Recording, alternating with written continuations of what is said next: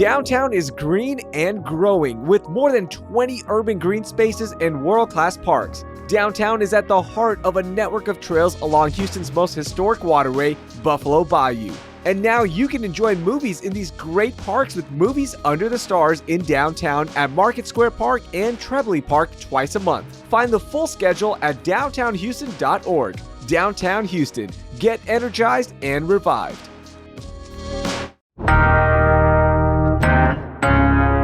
Today on CityCast Houston, hurricane season has officially started, and I know we're all on edge right now with the recent storm activity, so I wanted to bring on meteorologist Matt Lanza from Space City Weather to give us a hype-free breakdown of what to expect during hurricane season in Houston.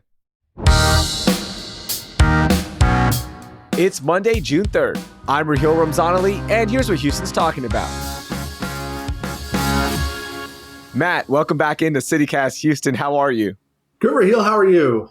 I'm doing all right, man. I know things are about to get busier here for you, but before we start talking about hurricane season, I saw the named storms list. It's available for 2024, and we have names like Beryl and Milton. First of all, do you have a favorite from this year's named storms list? Yeah, Beryl's a good one. That's been around for a while. I'm partial. I grew up in New Jersey, so I'm partial to Tony. You don't mess with Tony. No, hey, Tony. Yeah. So hopefully we don't get there, but if we do, I'm leaving. Yeah, Tony's always a good one. Yes, and I hope we don't get there. By the way, how do they pick these names? So it's actually kind of a very complex process. So I think what happens is a whole bunch of different countries will nominate a name when a name gets retired for being a real particularly bad storm. And they have this whole meeting in, I think, Geneva, the World Meteorological Organization. And they determine which name to pick and replace the name that they're taken out with. So it's a pretty formalized process, actually. Wow, I did not know that. So I need you to advocate for Raheel to be a storm name, even though I don't want that, but that would be kind of cool. Right. I don't think we have too many R's that have been retired. So, you got to hope for, I guess, more of these active seasons. I don't know. Yeah, I don't want an active season, but it looks like it is going to be a pretty active season. Look, I come to you for hype-free forecast. And with hurricane season officially underway, I've seen a lot of numbers from the National Oceanic and Atmospheric Administration that are pointing to a very active season. For example, there's an 85% chance it's an above normal season. And usually we get like 3 named storms. They're predicting 4 to 7 major hurricanes. Matt, are we in for a crazy summer, or are there some caveats to these numbers? So there's always caveats to the numbers, but the reality is that if you look at just about any data point right now, it says, hey, this hurricane season's probably going to be very active. The water is exceptionally warm across the entire Atlantic, from the Gulf to Africa. You've got just this pipeline of warm water. You've got this developing La Nina, which I think we'll talk about in a minute. Just means cooler than normal water in the Pacific Ocean, but that historically means active hurricane seasons in the Atlantic, less wind shear. So kind of all these factors coming together, it's tough to argue that it will be anything other than a busy season. But the reality is that you just never know. Sometimes we can be caught off guard or surprised by something that we just aren't seeing right now. And that can be the one thing that does the season in, which would be great. But for now, I'm kind of bracing myself for a very busy summer.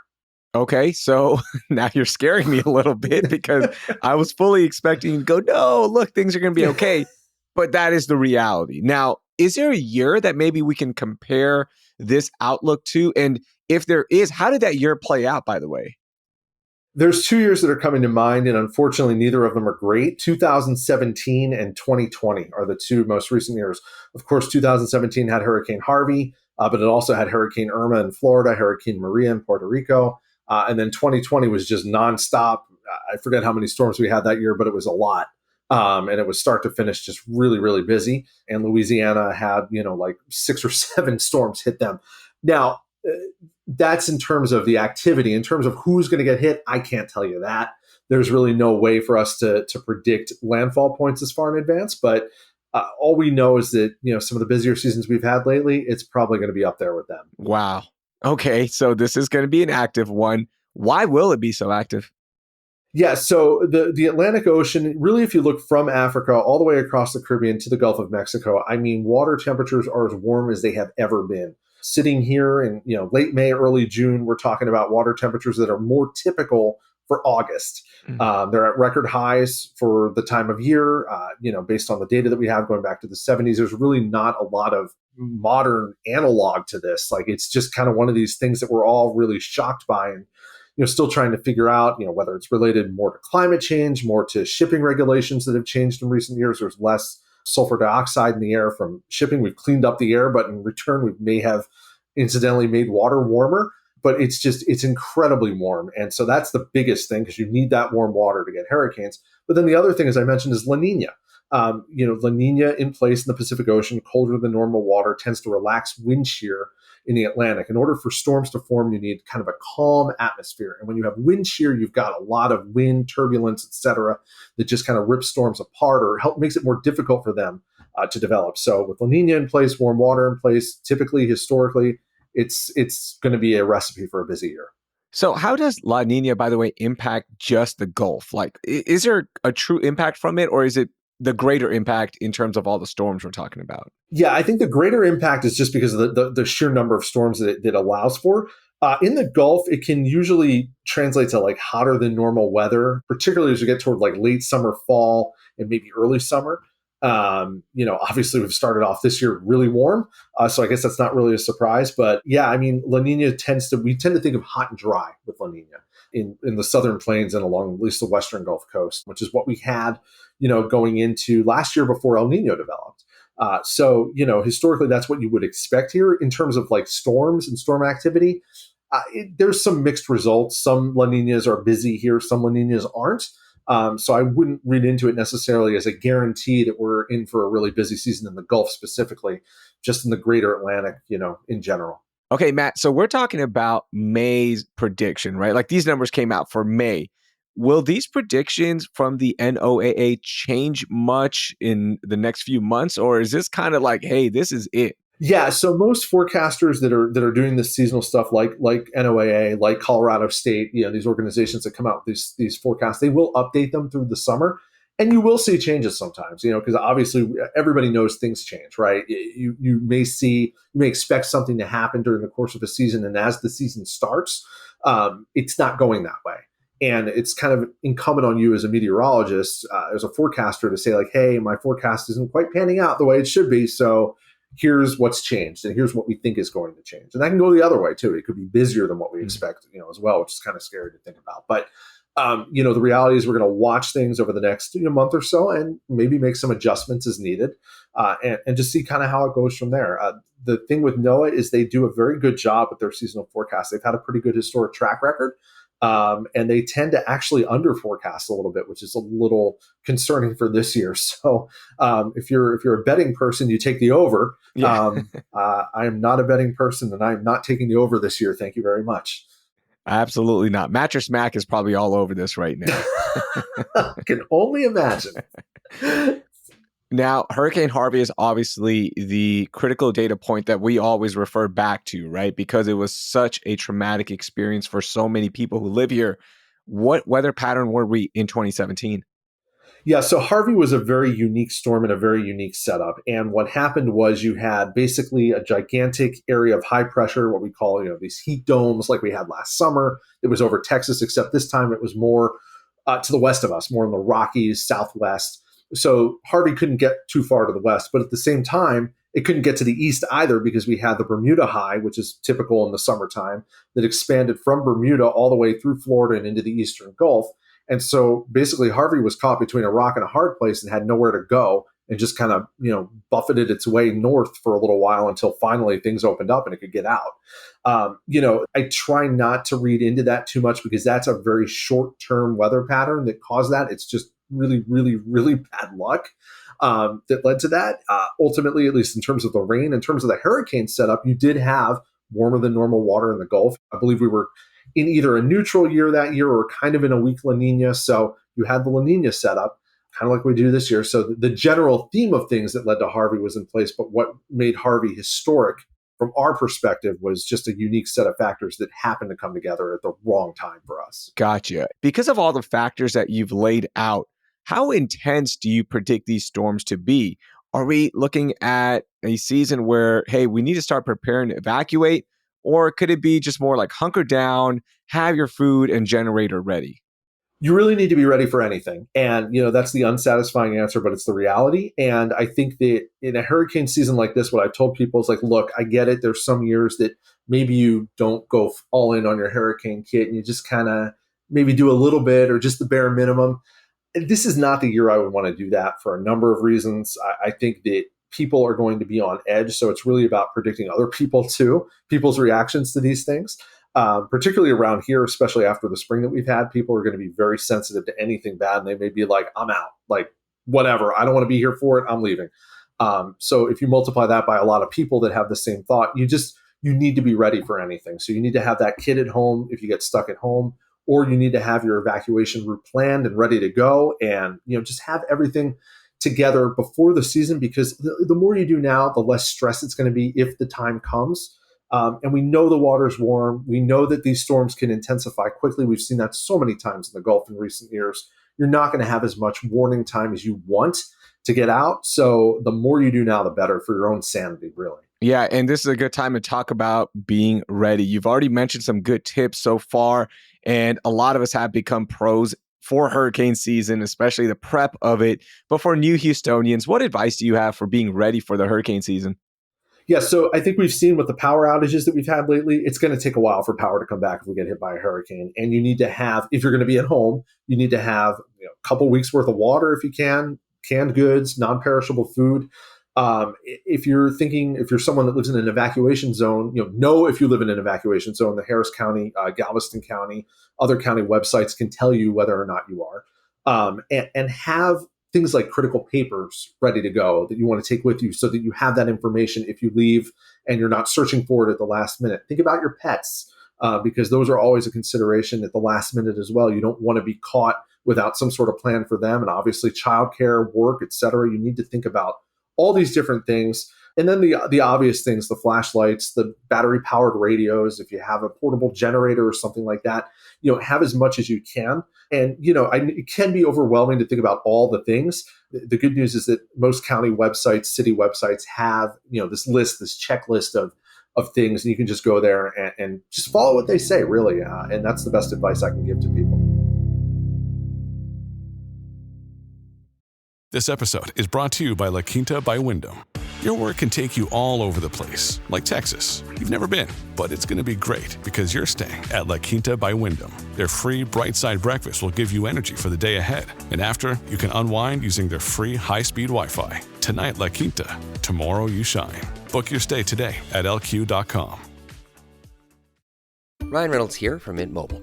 With the price of just about everything going up during inflation, we thought we'd bring our prices down. So to help us, we brought in a reverse auctioneer, which is apparently a thing. Mint Mobile Unlimited Premium Wireless. How to get 30, 30, bit to get 30, bit to get 20, 20, 20, bit to get 20, 20, bit to get 15, 15, 15, 15, just $15 a month? Sold! Give it a try at mintmobile.com/switch. $45 up front for 3 months plus taxes and fees. Promo rate for new customers for limited time. Unlimited more than 40 gigabytes per month. Slows full terms at mintmobile.com. We've already seen intense flooding in parts of our city, a historic derecho, and so many other intense storms are just popping up what seems to be daily. Are there any correlations to the weather we've already experienced and an active hurricane season? The good news is no, there's really not. You can't say a lot about what happens in spring and what leads to, hurricane season being active or active locally, for example, because again, a lot of that's going to be driven by shorter term things that are going to look a lot different in September than they do now, right? So, while I think people are right to obviously ask that question, the good news is that we've looked at it. There's really not anything that you can say, especially. However, I will say that I think the warm Gulf has contributed a little bit to some of these storms. So in a way, there's a relationship there, with the Gulf being so warm that helps hurricanes, but that can also help feed the beast kind of with some of these storms that we get during the springtime. And it's just led to things being kind of chaotic over the last month or so. Yeah, and let's talk about the last month or so, the derecho, which was extremely rare, but could this become more common for us in Houston with how intensely hot it's getting earlier and earlier every year? Yeah, I mean, I go back to those water temperatures. I mean, that means a lot. When the Gulf is running 4 or 5 degrees above normal in May, when we're still dealing with an atmosphere that thinks it's spring, that's going to lead to this kind of different realm of thunderstorms, I think, than we've seen. I don't want to necessarily say that it's going to become more frequent to have, an event like that, but maybe there's more instances where we can get hail, or maybe a few more instances where we get damaging winds during thunderstorms. And it's not always going to lead to a million people without power and a lot of injuries and fatalities, unfortunately. But it is going to lead to more damage in some neighborhoods. So it's something that has my attention. I'll be curious to see what research comes out in the next few years about this, because it will be studied, I'm sure. Not very often you get a storm like that over a major metro area. So there'll be a lot of data points for folks to look at. And I do think that ultimately we are going to see that the Gulf of Mexico does play a role in this. And, if it continues to warm like it has, I think all bets are off going forward. Oh, man. How much does climate change have a role in this? Yeah, that's the thing. With water temperatures, we're still trying to figure out what is the primary driver of this. Is this something that's going on that's more of a cyclical thing that's kind of like layering on top of climate change? We know that climate change has something to do with it. The question is, how much of it does it have to do with it? It's all related. And I think that ultimately when we look at this, we're going to find that there is a pretty strong climate change signal, because, where's all the warmth going to get stored? It's going to get stored in these giant reservoirs that we have on the planet, which are the oceans. And the oceans are warming in many, many places. It's not just the Gulf and the Atlantic Ocean. You look at the Indian Ocean, you look at some parts of the Pacific Ocean. There's been just this significant rise in water temperatures. You hear about coral reef bleaching and all these other things that leads to. And I don't think that that's a coincidence that we're seeing that now. And we're also starting to see, more temperature records get set, likely as a significant result of climate change. So that's definitely playing a role in a lot of things. And we're only going to see that, I think, become more of an issue, and not just here, but other places too. Matt, what are the major differences in our climate compared to other cities in Texas? Because all of this wild weather that we have been seeing, going from sunny to crazy thunderstorms, and then it cools down by the end of the night. Is this happening just here in Houston, or are other cities in Texas experiencing this? Yeah, Texas has had a very busy spring all across the state. We've had some pretty bad tornadoes up north. We've had wind. We've had hail all over the place. What Houston is unique for is a lot of times what will happen, we get this warm air that kind of floods in off Mexico. And what it does is it kind of puts a lid on the atmosphere a little bit, and it tends to limit how much cloud tops can grow. And then you limit thunderstorms. That's a normal spring. As you get closer to summer, I think we see a little bit less of that. And so that's why in May we've started to see kind of the spring atmosphere still percolating in the plains. And it comes into Houston, and now all of a sudden we're not in typical spring for Houston, and we're able to get this severe weather a lot closer to the coast than maybe typical. Historically, what you'll see is some severe weather in Houston, but usually the worst is to our north, and that's been the case for most of spring up until May, and that's kind of where we are right now. It was crazy with the derecho. Like, everyone has a story, right? And I remember just looking at my app, like I always do. I'm like, okay, there's a storm coming. It looks like to be a pretty powerful summer storm. And then you move on. But it really just came out of nowhere in terms of how powerful it was. Was it unexpected how strong it was? Like, did you guys even predict how strong it could be? Yeah, I mean, like in the morning of that day, we said, all right, well, there's a chance of thunderstorms that could become severe. We knew that was a possibility. Then we had a tornado watch issued in the afternoon. That makes you pay a little bit more attention as a meteorologist, and probably as just someone in the public too. But as we're watching it, like, honestly, I looked back at the radar at like 4:30, 5 o'clock even that evening, and I'm like, yeah, this looks like a pretty standard line of thunderstorms for Houston. You get some wind, you get some wind damage. Some people lose power. I was telling my wife the other day, like, yeah, like a typical severe thunderstorm, 40 to 100,000 people lose power. Like, that doesn't surprise me. That doesn't really move the needle for me. But then, you see this come through and knock out power to 1 million people and do what it did. You just saw at about 5:30, 6 o'clock that evening that all of a sudden this storm blew up into something that was not normal for this area and just trucked. And you knew at that point that was it. And that's when we kind of just went from this, normal summer thunderstorm idea to, oh, this is going to be a big deal. And the crazy part is, like, when we look at radar, we see wind velocity. And a lot of times that's not reaching the ground. That gets stuck up aloft. When it comes to the ground, it interacts with friction and, it slows down a little bit. In this case, it didn't. It just came straight down and just blew out everything in front of it. And so, that was what was really crazy about it. I think once we started getting some reports out in Western Harris County of what was happening, we knew that this is going to be not good. So it was eventful. And, I hate saying we were surprised as a meteorologist, but you're always surprised by something like this because you don't wake up in a certain morning and say that this is coming. It's just not normal for that to happen. So we were with everyone else in that, and we learned from it. So hopefully the next time there is a next time, we do better. Yeah, and I was pondering this about the damage, right? It was a storm that was historic in terms of how fast the wind was, how quick it came through. But we've seen some crazy storms come through here. But could last year's heat dome have played a little impact in all this? Because we saw infrastructure literally buckling last year, and the damage was way worse potentially because of the impacts from last year. And maybe we're just seeing it now in terms of those roots dried out. Maybe the windows, the seal on it is, broken up because of the heat. Could that have played a little role in this? Oh, I absolutely think so. Like our infrastructure has been under stress significantly since, I don't know, 21, when we had the Winter Storm Uri, the freeze. You have freeze, you have drought, you have historic heat, you have another freeze, another freeze December of 22, another freeze this past January. So we've had these crazy extremes that have normally been kind of spread out at least a few years apart. And it's all been condensed right into just a few years. And I absolutely believe that has something to do with it. And I think we're seeing that some of the weaker trees, the weaker infrastructure was impacted by this. And it doesn't shock me necessarily that those winds cause that kind of damage. You would expect a good bit of damage from a storm like that regardless. But yeah, just the propensity of the damage was just so remarkable and so widespread and so complete in many places that there's no reason for me to think that the recent stresses have not played a big role. Matt, what lessons did you learn from this derecho, and how will you as a meteorologist apply it to the 2024 hurricane season? Yeah, I think that a lot of times when we get severe thunderstorms, we almost, I don't want to say we tune them out here, right? But we expect a certain thing. There's a certain outcome that's expected. And so when those warnings are issued, sometimes people just tend to okay, there's a warning, so I'll just hang out here for a little bit and wait. And I think now kind of going forward, you can't take these things for granted that they're going to play out the way they always have. And I think it's important for us as meteorologists to try and be ahead of that as much as possible. For hurricane season, I think the lesson really is the same with hurricanes. And we've seen so many examples in recent years of storms that have intensified beyond what we expected, particularly in the Gulf of Mexico, that I think, we're not going to turn all of a sudden into this hype machine, right?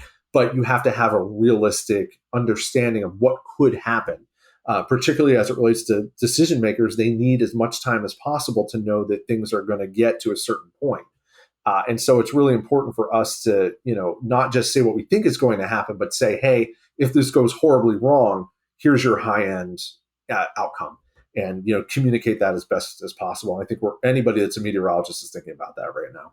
It's so draining sometimes, right? Like it's a beautiful sunny day. There's going to be a summer storm, and all of a sudden this sunny day turns into a life-changing day. And I know so many Houstonians are still reeling from the impacts from the derecho and from other storms. Like, look, we're getting them daily now, and it's exhausting for us.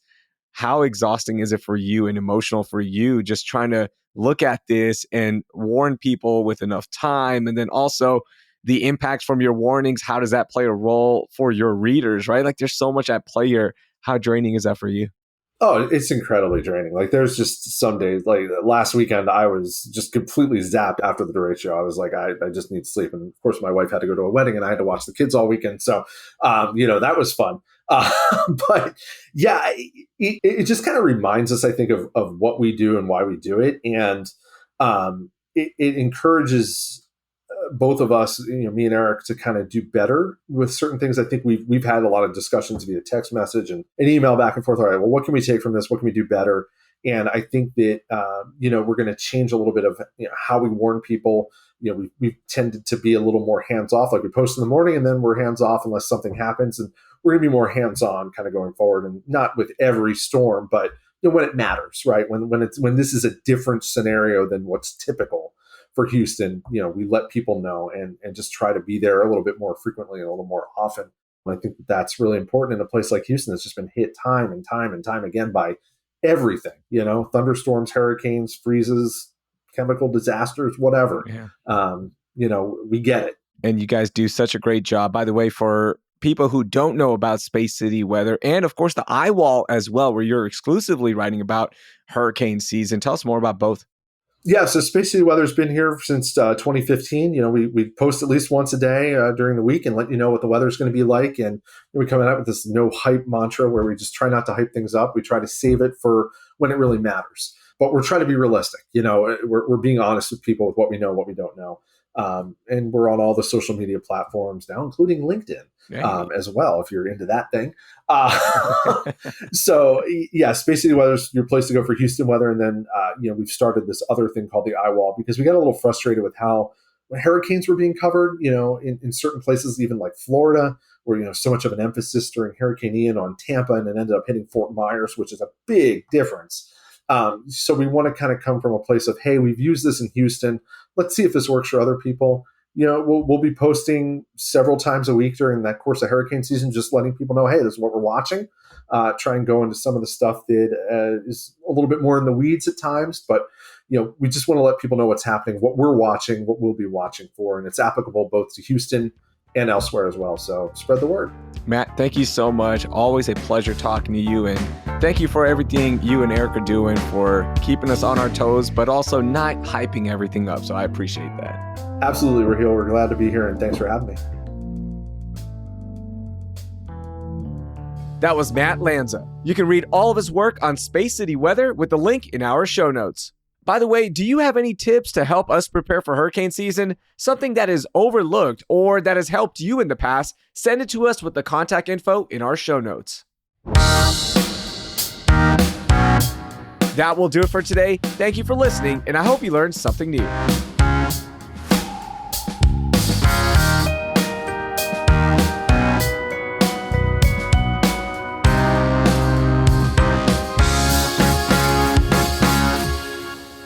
Heat Dome have played a I can't talk.